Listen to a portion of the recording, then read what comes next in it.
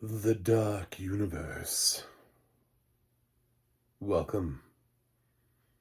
I'm John Stark from MacMovieGuy.com, your favorite blind film critic. And if you don't know what the Dark Universe is, it's what Universal refers to as their classic movie monsters that they have tried really hard to bring back and have committed an entire land to at the new Epic Universe Park in Orlando. Uh, I hope they weren't hoping that Wolfman would get people there because well, this is a review of Wolfman, and click like and subscribe because we're going to talk about it. So, Wolfman happened. January horror movie. Stars Christopher Abbott, Julia Garner, and Matilda Firth. And Matilda is a youngster coming up in the world. She plays the daughter to this family. It's basically a mom, dad, and daughter. We have an opening sequence that involves the younger version of Christopher Abbott, who's sort of learning from his dad. Sort of gets yelled at a lot. And we see like an earlier encounter that may lead to something, or it's just some questions. What is in the woods? I love that they go back as far, like we're so far in the future that we're like back in 1995. The sighting of, I was like, ooh, 1995, that's a deep cut. Man, we really went back far in time for that one. Just, there was a sighting in 1995. In 1995, really? There was this, okay. I guess they didn't want to suggest that people had sighted it before perhaps Christopher Abbott's character had. So, anyway, Abbott grows up and not him, but the kid playing him grows up into Christopher Abbott, who then has a family of his own, and he gets to snap at his daughter and have sort of the same like barking moment that his father had to him in the opening sequence. You need to listen to me. Okay, Dad. And his wife is Julia Garner, who's a journalist, and she's on the phone with a really important phone call. We're told that. We don't get to see her do much journalistic, journalisming.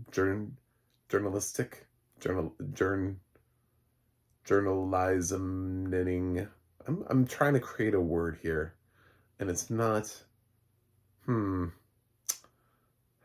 This would be more interesting than what I'm doing is going to be more interesting than the entirety of Wolfman. So anyway, he finds out his father died, and they head out to reclaim, I don't know, his land, his stuff, go through his stuff. I don't know. He hasn't been home in a while. So they drive out into the middle of nowhere where there's almost no extra cast to add to the story. There's like one guy, and he's like, "Hey, man, it's been a while. Yeah, the road to your dad's place is closed off. I know another way, though. We'll take that way." Like, thanks, random character. Really appreciate that. Eventually they're able to get to the cabin, but not before having an encounter with something or someone or someone thing. Perhaps a wolfman. And maybe it scratched Christopher Abbott, and maybe he's changing slowly. I love that IMDb's #1 genre for this is body horror, and I was like, no. The substance is body horror. This is boring horror is what you were looking for. The word is boring. So, there isn't much Wolfman in this because for a lot of the film, it's Christopher Abbott like slowly turning into the Wolfman while they're trapped in this house.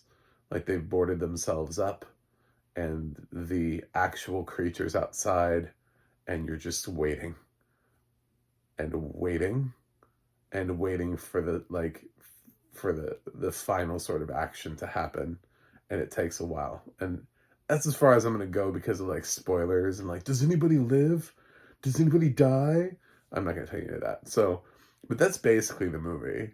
Is and you the stuff about him being scratched. I mean, if you haven't seen the trailer for this movie, like, why is Daddy trying to hurt us? Then I don't know. I mean, that thing was playing on the repeat, and I always thought it was funny as a blind person. I was like, "Why don't you tell me what the title of the movie is? Like, why is that not more important?" And then finally, I figured out what the movie was that they were advertising incessantly in January. I was like, "Oh, it's Wolfman." Oh, okay. So I don't know. I was expecting more. I know they don't want to go too over budget because last time they did that was with Benicio del Toro and Anthony Hopkins, and that movie didn't perform very well. But this was not the answer either. Lee Winnell has a lot of history in the horror genre, and this is an odd take on Wolfman. This is like being told you have a take on Wolfman, but you also only have like $1 million to spend and go. You know, it's like challenging him to do like a character study instead of what people were probably expecting with Wolfman. So he has to dial it way back and focus a lot on the performances of his characters. But the script isn't written to support them.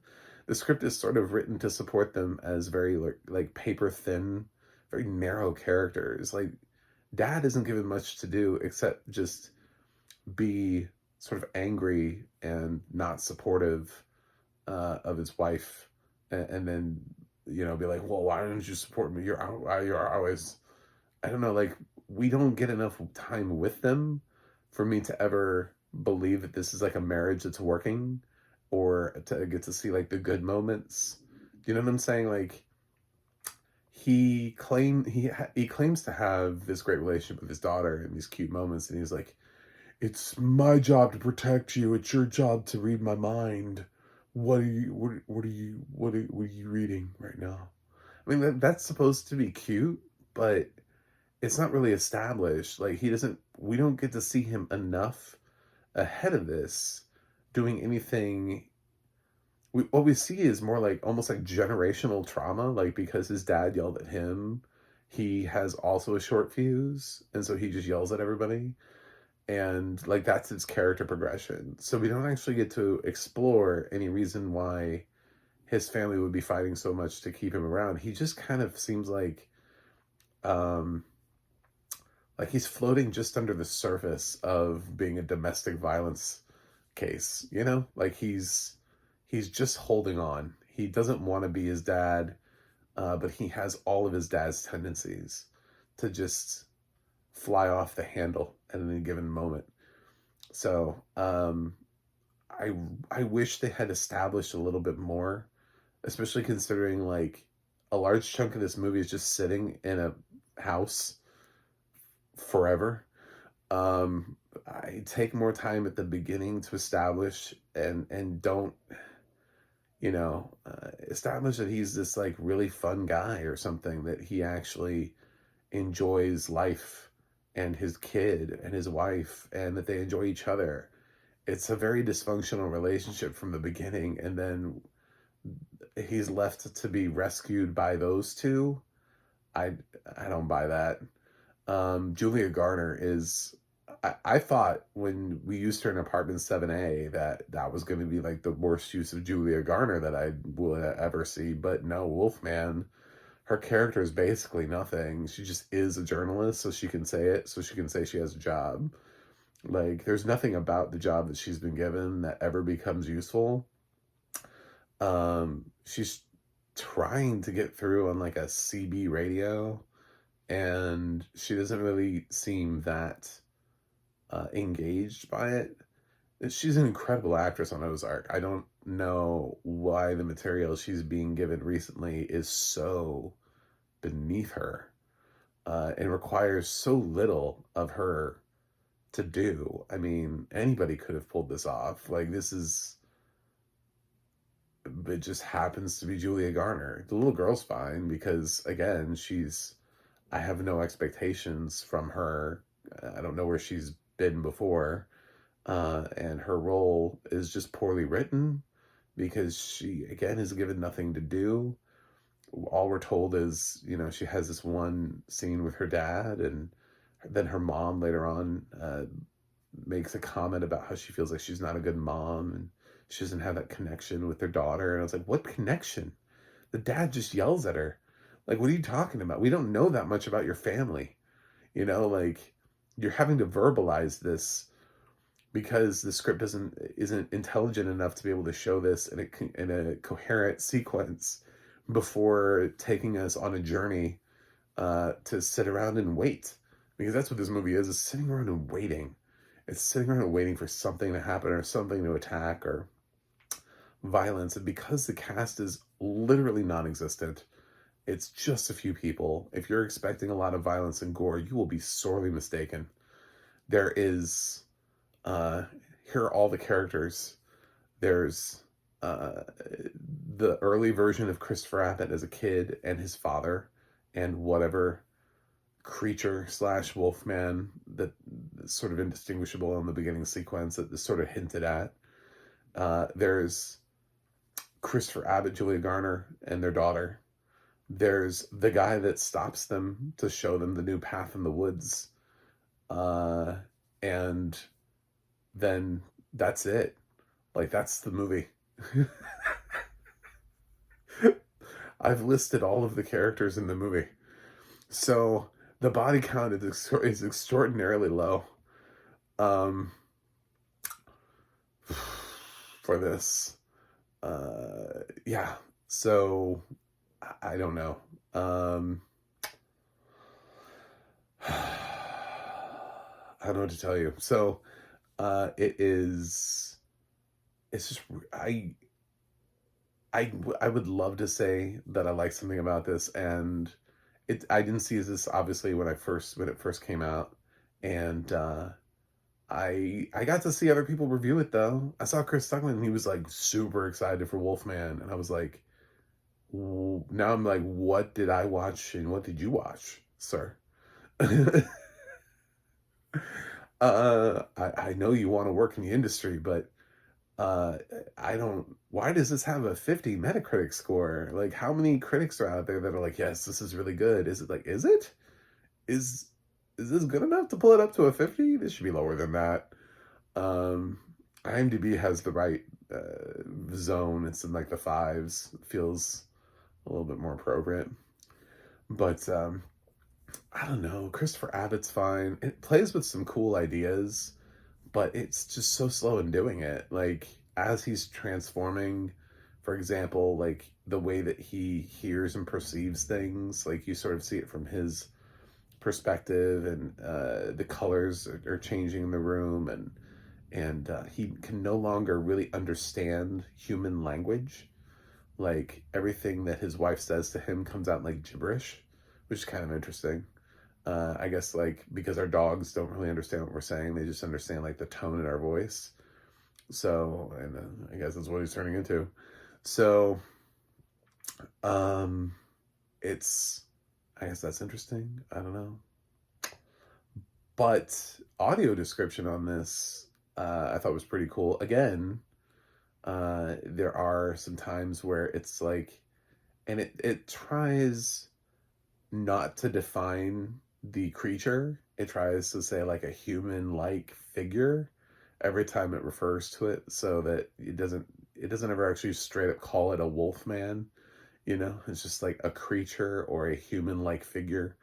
So it's just, it dodges the definition. And